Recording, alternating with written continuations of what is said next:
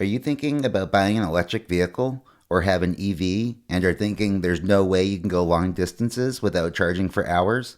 Or simply, you won't make it? I recently found myself in this situation. It was stressful at first, but I figured out some things along the way that I think you can benefit from.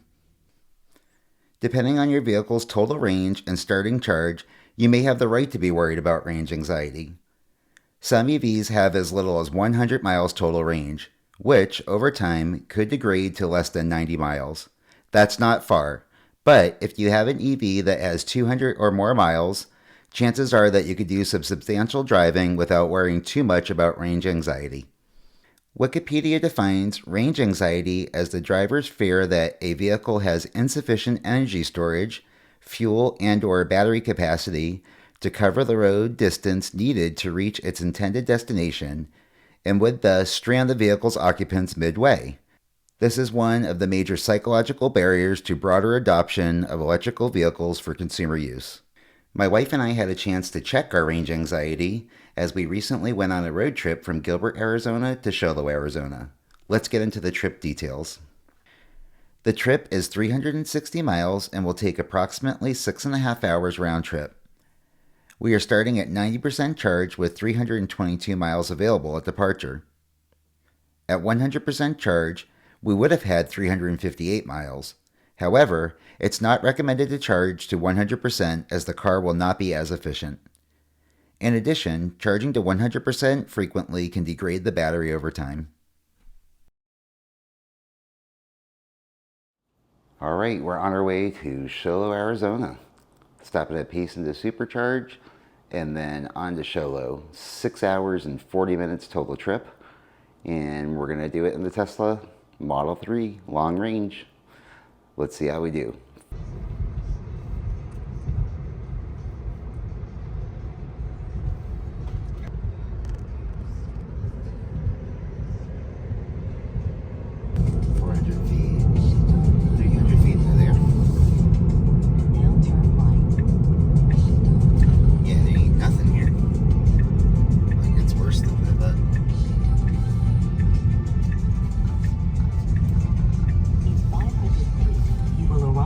Destination. There's like nothing here.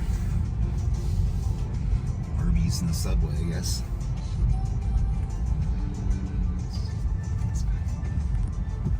All right, guys, we're at the Payson Supercharger. First time ever supercharging the Tesla Model 3. So let's go ahead and do it.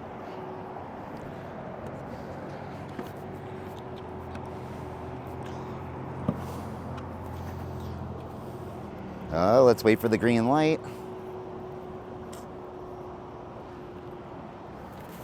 If we get a green light, come on, green light.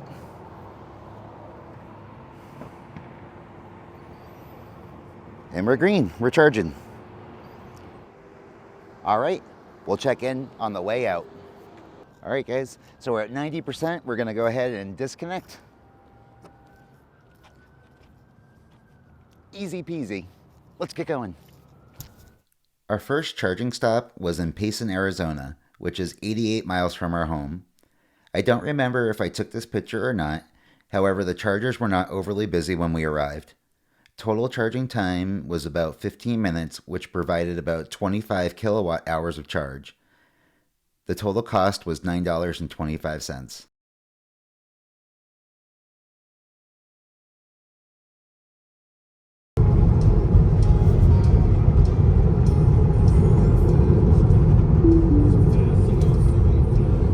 That's a Circle K. I normally go that way.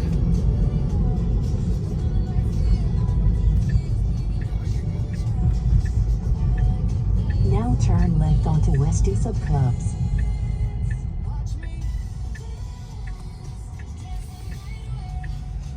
We turn real fast up here. Funny.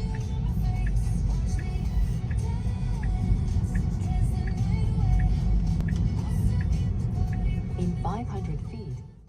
We did stop one more time back at the Payson Charger.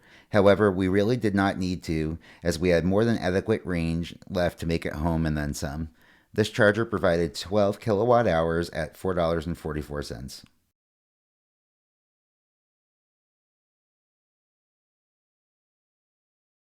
So, what were the lessons learned?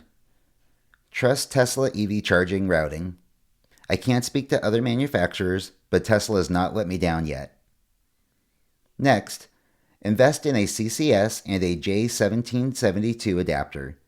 CCS is for fast charging level 3, and J1772 is for level 2 charging. Expanding your charging network can really help alleviate range anxiety and create a peace of mind. Last, once you have planned your route, just sit back and enjoy the ride. Try to use autopilot when possible to lessen the strain of driving. Try not to hit the accelerator hard or drive at higher speeds. You should retain more charge and go further using this technique. You got this.